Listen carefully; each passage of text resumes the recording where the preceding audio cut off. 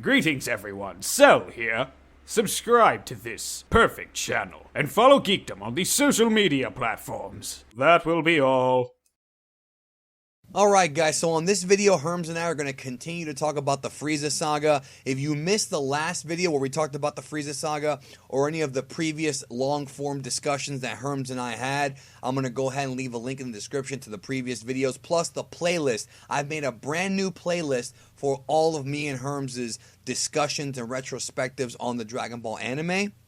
So check that out and listen to them if you have like a long commute, or if you're, looking to talk about Dragon Ball. Lots of real good in-depth tidbits and a great conversation with Herms as always. You always learn so much talking to somebody who speaks the native tongue. So great stuff. And this is, of course, part 2 of a 2-hour conversation that Herms and I had. This is where we continue talking about the Frieza Saga. We talk about Goku's transformation compared to the anime and the manga. And we talk a little bit about the Garlic Junior Saga. And that's going to be a fun retrospective because Herms in the past hated this arc. And a lot of other people do. Do you think he still does? And do you? Let us know. Let's get to the conversation. You rated the Vegeta death episode 4.5 out of 5. Very high rating. What was it about that episode that you thought was so great? I mean, that's a great moment, but what was your kind of thoughts on that? And I said this is the first Vegeta death, I should say. The first Vegeta death, yeah. The spoilers, but yeah. Yeah. And, well, I thought that was just a pretty emotional episode. And, again, you've got kind of for the first time him breaking down emotionally and asking for help. And this is something Lance says a lot, is that's kind of almost the end point of his character up to that point. Like if he just died and that was it for him, like that would make sense dramatically. Like that kind of wraps up everything he's been about up until then. And then when he actually comes back to life and in the Android arc onwards, it's kind of like Toriyama had to make up a new character for him, essentially. Like that's when you really get the whole actual rivalry thing, because in the Saiyanomic arcs, Goku and Vegeta, they're not really rivals; they're essentially just enemies, and then they're forced begrudgingly onto the same side, and then he dies, and then he's obviously much more evil in that arc than he is even in the early Android arc, even though they talk in the Android arc like, oh, I'm pure evil. Like at that point, you don't really buy it if he's just been hanging out on Earth training for 3 years. Whereas in the Namek arc, they keep even until his death, like you don't really doubt that if he just takes out Frieza, you don't really doubt that he'll just go on to kill everyone else and take over the universe. Yeah, of course. But once he's defeated, once he proves beyond a doubt, like, there's nothing I can, even with all these power-ups, there's no way I'm still no match for Frieza, there's nothing I can do. He seems completely defeated, and that's when he actually has the kind of breakthrough where it's like, at this point, he's so beaten that he'll ask someone else for help, which until then you wouldn't have thought it possible. And then Goku, on the flip side, Goku's like, well, I've hated the idea of thinking that I'm related to these evil Saiyan guys, but I mean, you did seem to have your pride, and so I guess I have to start accepting that my Saiyan identity to some extent, at least the good parts. And so it's like for both of their characters, it's a real breakthrough. Yeah. Now the fight. I gotta take issue with you about something. We're gonna disagree on this one. You gave episode 88 a 2.5 out of 5. I love that episode. That was the Goku versus Frieza base form fight where Frieza grabs him in that red volleyball thing and throws him around. I thought those first 2 episodes of the fight, 87 and 88, there's a lot of stuff they added that wasn't in the manga, but I thought it was all fantastic. Like the scene where they're like back to back on that little plateau, I thought that was all great stuff, great stuff. Yeah, I don't know. I like that part in the manga. I guess all I can say is that I thought I'm going to sound like a broken record if I say, they stretched that out. They added too much filler, but I think that is just the recurring problem with that part of the series. Yeah, well, I mean, I agree with that. I just think that was executed better because it was more fun. I mean, I guess maybe I was in a bad mood when I was watching that one episode, but I guess I didn't feel that way. I don't know. And it is hard, like these ratings I gave, like if I always remember like the really high or the really low ratings, but like a lot of those things in the middle, like I couldn't really, at this point, it's been so long. It's like, oh, why did I give it that particular score? Like I couldn't necessarily remember. Now, I agree with you about that Bulma frog thing. I mean, it was just very unnecessary, the Ginyu stuff. You gave the Kaioken scene. You praised that. I think that was one of Nozawa's great performances, man. That speech she gave, and then the random underground or underwater scene where Goku has a flashback to all his friends, including lunch, which I thought was funny because in the English dub, when they first dubbed it, everybody had like a little laugh, but when they got to lunch, it was silent. It was like they didn't know what to do, man. I guess because they didn't have a voice actor for her. Yeah, but they could have just got any random female voice actor. Nadolny could have done it. You know?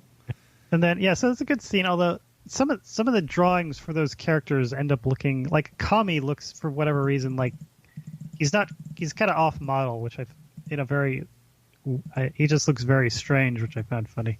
Yeah, that was a weird scene. I liked it, though. I liked the scene, but I do agree with you. It's starting to get very dragged out. You kept writing xylophone, which is... go ahead. Yeah, so I just eventually I'm like, well, if I keep going on saying like, oh, it's there's too much filler or whatever, it get repetitive, so I'll just use xylophone as a shorthand for that.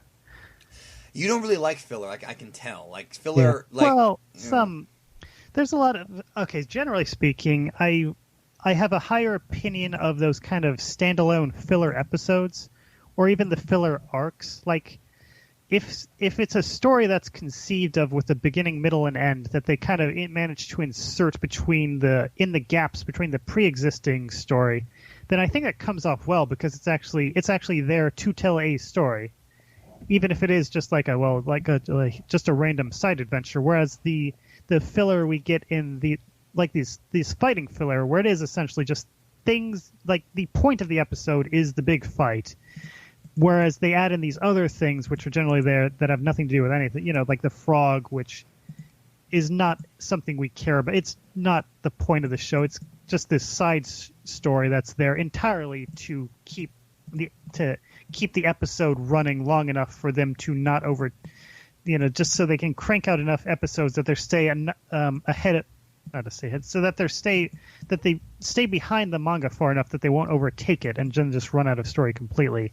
Like there's a difference between filler that's there entirely to stretch out an individual episode versus like a 100% filler episode that is conceived of as a finite story. Like those come off better, I think, overall. Yeah, I agree. I just think like the driving episode, which is kind of the go-to example. Like that's just a funny, self-contained thing. It's not whereas watching an episode of that is fun. Whereas if they had a driving subplot in the Frieza fight for whatever reason, like if they were Goku and Frieza were fighting and they just kept cutting away to Piccolo driving for some reason, like that would have been stupid. Bulma with the frog. Oh yeah. Whereas on the flip side, if they had just an entire episode of that frog storyline, like potentially that could have been very funny if it was just an episode devoted entirely to that, so that it wasn't just a distraction from the actual story. Understand that. Now, fast forward here to the end of the Frieza arc. I want to just kind of get your thoughts about the arc. The episode where Goku is looking for, you rated that 3.25, where he's looking for the ship. I rated that a lot lower because I thought it was just that to me, like, how you say xylophone, that to me, like, again, my opinion, we have to agree on everything. I thought I didn't think that they should have dragged that out for so long. You know what I mean? Like Goku struggling because he's supposed to be able to move at super speed, and yet he can't find a ship, and I don't know. I didn't like that too much, man. Yeah, I think maybe I just liked the look, like the whole destroyed Namek style, the red kind of. Yeah, and I don't know, maybe I just like seeing Goku in a spaceship, which we don't, in Frieza's spaceship anyway, which is kind of neat. Or I don't know, maybe I just like the fact that the planet actually exploded. But yeah, I think that was probably it, is that the actual scene where it does explode, and he kind of screams as it explodes and everything fades to white, so that part I really liked. So that's kind of why I gave it boosted the episode a lot. Now, you rated episode 96 4.25. I agree with that. I'd probably rate it a little higher. That's the episode after Goku transformed, Dude, that episode where Frieza's doing everything he can and not even putting a scratch on Goku, that's one of my favorite, most satisfying episodes. We've got the great speech at the end. I remember I watched that episode with the Anime Lab subs, and the part where Goku squeezes Frieza's hand, this is when I was like 15. Goku squeezes Frieza's hand, and Frieza's freaking out, and he says, "You little piece of shit, why do you keep killing people?" Of course, it was Anime Labs. And I was just like, what? I was like, Dragon Ball, they cuss? He called Frieza a piece of shit? And then when you watch the real stuff, it's like, you little runt. It's like, it wasn't that cool. Yeah, well, that's a whole separate issue of how to... Like, translating Japanese swear words to English, it's not always a one-to-one correspondence. Like, if I remember correctly, he does say something like kusotare, or something. I think he says something which you could legitimately use shit in there, but it's not necessarily. It wouldn't necessarily be seen like it's a word. It's a word that's bad and means excrement, but it's not necessarily be seen as bad in English as saying shit. I mean, I remember during the original Ginyu tapes, there's one part where Goku says "kuso" and it's translated as "crud," which is like, and that's Steve Simmons, dude. I don't know. He changes his mind about what he translated every time. So, yeah, well, I think it. I mean, a lot of that is like it's very context dependent. Like a lot of it actually even if you're doing the anime, it just depends on like what the tone of voice is or the context, like all that kind of stuff. Like whether you do it as crud or crap or shit. Like you can kind of get the full spectrum just based on that kind of those acting choices. Or even again, like the Goku's line when he finishes Frieza off at the end, where it's Baka Yaro, which you could say is "you stupid bastard." Like Yaro is like literally, it's a rude way of it's like a rude way of saying you. So it's a rude way of addressing someone, but it's kind of you can easily translate it as bastard depending on context. But you could and Baka is stupid, obviously, but you could also just do it as "you fool," or I mean. That was just, the English dub, "you fool." Yeah. Yeah, which I mean, you don't. I think it does kind of come down to personal choice. Even like you can justify having "you stupid bastard" or just not having a swear word at all, depending on. Well, obviously you have to when you're putting something out that's going to be aired on US TV. There's standards you have to adhere to as well. I remember in the Spanish dub, "Estúpido," when he kills him. So. Which, by the way, for those of you at home keeping track, that means stupid in Spanish, just letting you know.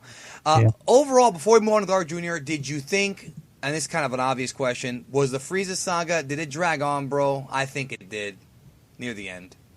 Yeah, well, so in the anime version, I think it's long in the manga too, but it's still a lot better paced, and in Kai as well, which is something, I still haven't actually sat through that arc in Kai, I've spot checked it, but I haven't gone like beginning to end. So I'd be interested because everyone says it's much better in Kai, just pacing wise. So I'd be interested to check it out. Garlic Jr., you previously said that was your least favorite stuff.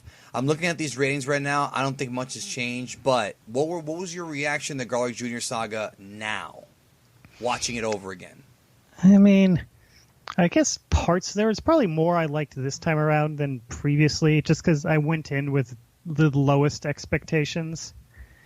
And so anytime there's anything that I liked is like, oh, that's not bad. Like essentially what I came to I've concluded that they should have had this be like a 2 or 3 episode arc about Vegeta in space looking for Goku. Like, I think that would have... All of those scenes where it's him just killing the random Frieza soldiers, those were usually pretty good. But then that's contradicted in Resurrection F when they say Vegeta can't breathe in space, Herms. That's the problem. Yeah, but, well, whatever. And that's the least problematic aspect of the Garlic Jr. arc. Was it just really boring? Like, you know... I mean, it's just... Well, it's the movie 1... just the Dead Zone again, like I was very fond of Dragon Ball Z movie 1, which is, let's see, but you're not fond of it being stretched out to 10 episodes, right? Yeah, well, I think I gave it a 4.75, which is so essentially like almost a perfect score, because I think like that is just the movie. It's like there's not a wasted second in that movie. I agree. It's just from beginning to end. The score is incredible. That's some of the best music ever, bro. And then the the Chinese kind of, with the paintings and stuff. That's a beautiful movie, dude. Yeah, and so for this, like in contrast with this Garlic Junior arc, it's like the same basic story, but 10 episodes long, and it's just I don't want to keep saying, oh, this is stretched and this is stretched, but this really was stretched. Like if you could even if it was just 5 episodes, I think it'd be massively better. And yeah, I agree with that. I think the other thing, like I like the basic ideas, like just that they're at the lookout, and you get to see more of the lookout than before, which I always like. And there's like a crazy alternate world inside there, and it's what about the zombie stuff? Because that's the thing I thought they could have been capitalized on more. The fact that everybody's a zombie. Yeah, and there's a scene where it's just these ordinary people like hiding in a warehouse or something, and they're like pounced on by all these demonic animals, and the implication is that they're essentially just eaten alive, it's this great scene on its own, but it feels completely out of place. I thought like in the larger thing, and it's like I think one of my underlining problems with the arc is that it's essentially there as to fill in give a buffer zone between the end of the Frieza stuff and then Trunks. So it's meant to be a kind of a low grade threat. Like they even say oh, Garlic Jr., we didn't need Goku's help for this guy. He's a loser. Like at the after they take 10 episodes to deal with him, they're still like, that was no big deal. And they downplay it, and it is kind of like supposed to be not to be a kind of what's the word? Just not a major thing. But then you actually look at what happens to the Earth, and it's like there's all these cities in ruins, and seemingly a large number of people killed, and they kind of just gloss over that at the end in a way that felt kind of like it should have been given either. Like it's in a weird middle zone where it's like they should have either played up more how serious this was or made it less serious, but it's like they're not quite reacting to things. They're not treating this as big of a deal as it apparently is, I guess you could say. One of the highest rated episodes of the arc was the wedding thing with Kudadin trying to find the gem or whatever under the ocean. Yeah. A lot of people, Herms, man, I think this comes with like life experience. I don't think people understand how much of a brilliant episode that is. I'm going to do a whole video about it soon, but I've actually promised it a year ago, and I just keep pushing it off. People don't understand how deep that episode is, because it's not about the adventure with Krillin and Gohan going underwater. That's not what we're talking about here. The fact that even though Marin was kind of dumb and she's like the ditzy girl, what I thought was deep, because there's some genius writing going on here, Herms. And I used to be a life coach for a couple of years before I did YouTube, and there's some deep stuff going on here about this, okay?